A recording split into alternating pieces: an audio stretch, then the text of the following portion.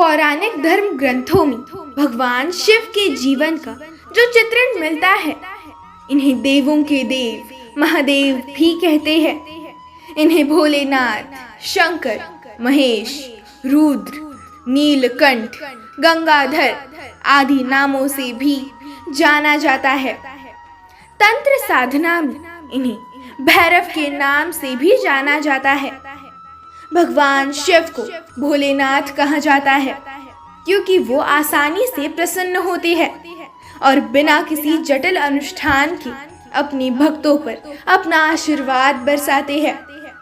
वे किसी भी भक्त को सच्ची भक्ति और स्वच्छ हृदय से आश्रय देते हैं।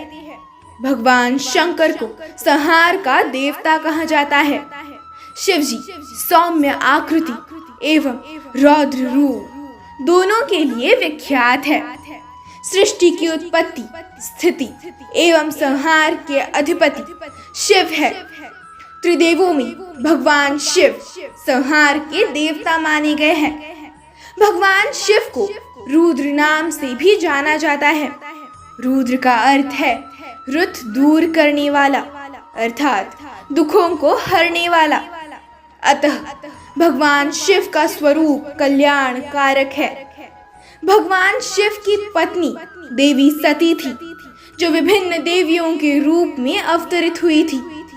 आज हम भगवान शिव के पत्नियों के विषय में जानेंगे। उससे पूर्व यदि आप इस चैनल पर नए हैं तो चैनल को सब्सक्राइब कीजिए और बेल आइकन को भी अवश्य प्रेस कीजिए ताकि हमारे नए वीडियो सबसे पहले आपके पास पहुंचे। तो चलिए शुरू करते हैं। माता सती। पुराणों के अनुसार भगवान ब्रह्मा के मानस पुत्रों में से एक प्रजापति दक्ष कश्मीर घाटी के हिमालय क्षेत्र में रहते थे। कुछ लोग इनका स्थान कहीं और बताते हैं। प्रजापति दक्ष की दो पत्नियां थीं, प्रसूति और वीरणी। प्रसूति से दक्ष की 24 कन्याएं जन्मी और वीरणी से 60 कन्याएं। इस प्रकार दक्ष की 64 पुत्रियां और हजारों पुत्र थे। दक्ष की सभी पुत्रियों को किसी न किसी रूप में भारत में पूजा जाता है। राजा दक्ष की पुत्री सती की माता का नाम प्रसूति था। ये प्रसूति स्वयंभू मनु की तीसरी पुत्री थी।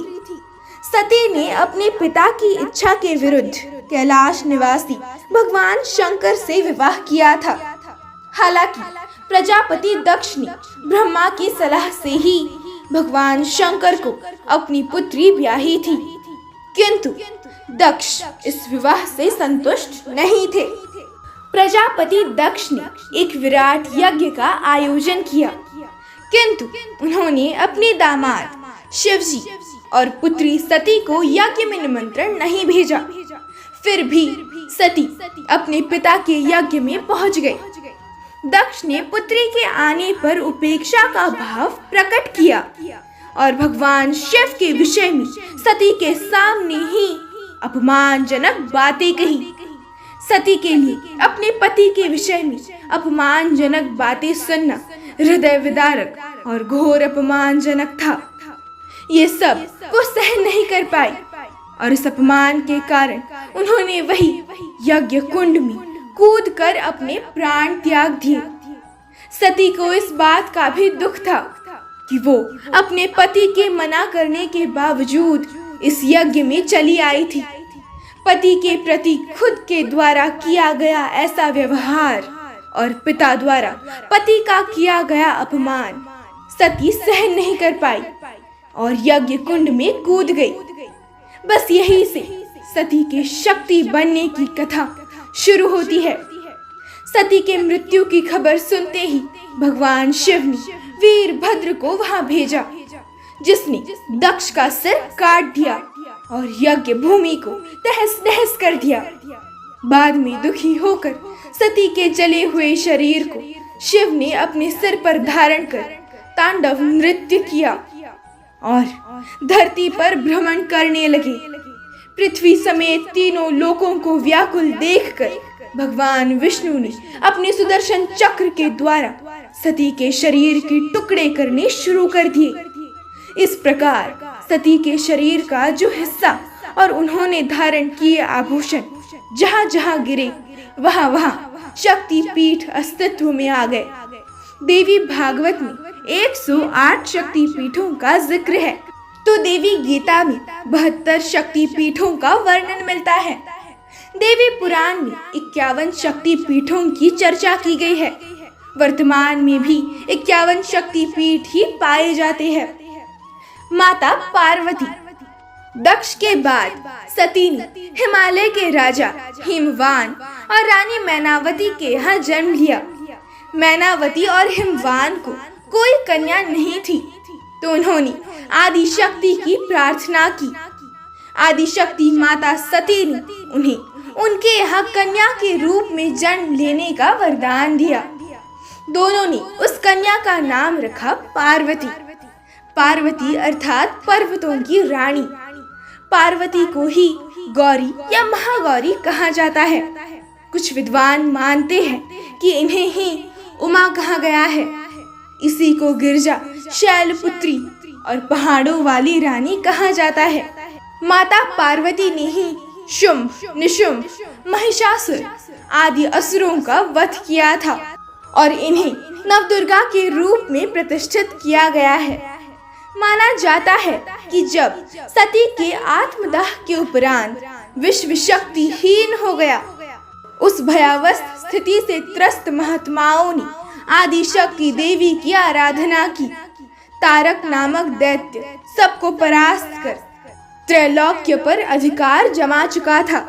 ब्रह्मा ने उसे शक्ति भी दी थी और ये भी कहा था कि वो शिव के पुत्र के हाथों मारा जाएगा। शिव को शक्तिहीन और पत्नीहीन देखकर तारक आदि दैत्य प्रसन्न थे। देवतागण देवी की शरण में गए। देवी ने देवताओं से कहा, हिमवान के घर में मेरी शक्ति गौरी के रूप में जन्म लेगी। शिव उससे विवाह करके पुत्र को जन्म देंगे जो तारक वध करेगा। भगवान शिव को पति के रूप में प्राप्त करने के लिए देवर्षि के कहने पर माँ पार्वती वन में तपस्या करने चली गई। भगवान शंकर ने पार्वती के प्रेम की परीक्षा लेने के लिए सप्त ऋषियों को पार्वती के पास भेजा। सप्त ऋषियों ने पार्वती के पास जाकर उन्हें हर तरह से ये समझाने का प्रयास किया कि शिव अमंगल वेशभूषाधारी और जटाधारी है। तुम तो महान राजा की पुत्री हो, तुम्हारे लिए वो योग्य वर नहीं है। उनके साथ विवाह करके तुम्हें कभी भी सुख की प्राप्ति नहीं होगी। तुम उनका ध्यान छोड़ दो। अनेक प्रयत्न करने के पश्चात भी माता पार्वती अपने विचारों में दृढ़ रही। उनकी दृढ़ता को देखकर सप्त ऋषि अत्यंत प्रसन्न हुए और उन्होंने पार्वती को सफल मनोरथ होने का आशीर्वाद दिया और वे पुनः शिवजी के पास वापस आ गए। सप्त ऋषियों से पार्वती के अपने प्रति दृढ़ प्रेम का वृतांत सुन भगवान शिव अत्यंत प्रसन्न हुए और समझ गए कि पार्वती को अभी भी अपने सती रूप का स्मरण है। सप्त ऋषियों ने शिवजी और पार्वती के विवाह का लग्न मुहूर्त आदि निश्चित कर दिया। निश्चित दिन शिवजी बारात लेकर हिमालय के घर आए। वे बैल पर सवार थे। उनके एक हाथ में त्रिशूल और एक हाथ में डमरू था। उनकी बारात में समस्त दैत्य और देवताओं के साथ उनके गण, भूत, प्रेत, पिशाच आदि भी थे। सारे बाराती नाच गा रहे थे। ये बारात अत्यंत ही मनोहारी और विचित्र थी। इस तरह शुभ घड़ी और शुभ मुहूर्त में शिव और पार्वती का विवाह हो गया और पार्वती को साथ लेकर शिवजी अपने धाम कैलाश पर्वत पर चले गए। मान्यता के अनुसार राजा हिमवान ने पार्वती के मन की इच्छा जानकर एक पुरोहित और एक नाई को कैलाश पर्वत पर भेजकर शिव को अपनी पुत्री से विवाह करने का प्रस्ताव भेजा। शिव के पास विवाह का प्रस्ताव लेकर पहुँचे पुरोहित और नाई के सामने शिव ने अपनी निर्धनता और साधुता इत्यादि की ओर संकेत करके कहा कि इस विवाह के औचित्य पर पुनः विचार करना चाहिए। पुरोहित के बार बार आग्रह करने पर शिव मान गए। शिव ने पुरोहित और नाई को विभूति प्रदान की। नाई ने वो विभूति मार्ग में ही फेंकते हुए क्रोधित भाव से पुरोहित से कहा, बैल वाले अवधूत से राजकुमारी का विवाह पक्का कराए हो तुम्हें कुछ तो सोचना था। नाई ने ऐसा ही कुछ जाकर राजा को कह सुनाया। पुरोहित का घर विभूति के कारण धन धान्य रत्न आदि से युक्त हो गया, किंतु नाई को कुछ नहीं मिला। तब नाई को विभूति का राज पता चला और उसने पुरोहित से आधा धन देने का आग्रह किया। तब पुरोहित ने कहा कि इसके लिए तो तुम्हें शिव के पास ही जाना होगा। इधर नाई से शिव की दारिद्र्य इत्यादि के विषय में सुनकर हिमवान राजा ने शिव के पास संदेश भिजवाया कि वो बारात में समस्त देवी देवताओं सहित पहुँचे। इसके पीछे कारण था कि पता चल जाता कि शिव की शक्ति कितनी है। शिव हंस दिए और राजा के मिथ्या अभिमान को नष्ट करने के लिए विवाह के पूर्व उन्हें अपनी माया दिखाई और उनका दंभ तोड़ा। इन्हें पार्वती के 2 पुत्र और 1 पुत्री है। पुत्र गणेश कार्तिकेय और पुत्री वनलता।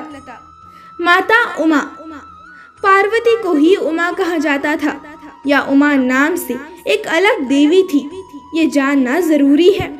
देवी उमा को भूमि की देवी भी कहा जाता है। माँ उमा देवी दयालु और सरल हृदय की देवी है। आराधना करने पर वो शीघ्र ही प्रसन्न हो जाती है। उमा के साथ महेश्वर शब्द का उपयोग किया जाता है, अर्थात महेश और उमा। हो सकता है कि जब शंकर जी महेश रूप में आए तब पार्वती भी उमा हो गई हो। कश्मीर में एक स्थान है उमा नगरी। ये नगरी अनंतनाग क्षेत्र के उत्तर में हिमालय में बसी है। यहाँ विराजमान है उमा देवी। भक्तों का ऐसा विश्वास है कि देवी स्वयं यहाँ एक नदी के रूप में रहती है, जो ओंकार अर्थात संपूर्ण विश्व का आकार बनती है, जिसके साथ 5 झरने भी है। माना जाता है कि उमा देवी उत्तराखंड की थी। उत्तराखंड में चमोली जिले के कर्णप्रयाग नामक स्थान पर उनका एक पौराणिक मंदिर भी बना हुआ है। स्थानीय लोगों की मान्यता के अनुसार डमरी जाति के लोगों को उमा देवी के मायके वाला माना जाता है, जबकि कापरी पट्टी के शिव मंदिर को उनका ससुराल समझा जाता है। माता महाकाली, भगवान शिव की चौथी पत्नी माँ काली को भी माना जाता है। काली ने भयानक दानवों का संहार किया था। वर्षों पहले एक ऐसा भी दानव हुआ जिसके रक्त की एक बूंद यदि धरती पर गिर जाए तो हजारों रक्त बीज पैदा हो जाते थे। इस दानव को खत्म करना किसी भी देवता के वश में नहीं था।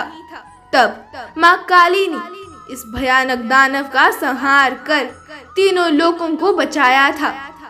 रक्त बीज को मारने के पश्चात भी माँ का गुस्सा शांत नहीं हो रहा था।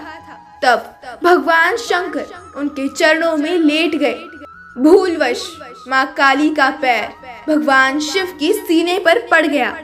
इसके पश्चात उनका गुस्सा शांत हुआ, उनका क्रोध शांत हुआ। माँ काली को शिव पर पैर रखने का पश्चाताप हुआ और इस महापाप के कारण ही उन्हें वर्षों तक हिमालय में प्रायश्चित के लिए भटकना पड़ा था। व्यास नदी के किनारे जब माता काली ने भगवान शिव का ध्यान किया तो आखिरकार भगवान शंकर ने उन्हें दर्शन दिए और इस प्रकार माँ काली को भूलवश हुए महापाप से मुक्ति मिली। देवभूमि हिमाचल के कांगड़ा परागपुर में ये स्थान अब कालीनाथ कालेश्वर महादेव के नाम से जाना जाता है। इस प्रकार भगवान शिव की 4 पत्नियां थी। चारों माता सती की ही अवतार थी, ऐसा कहा जाता है। हर हर महादेव।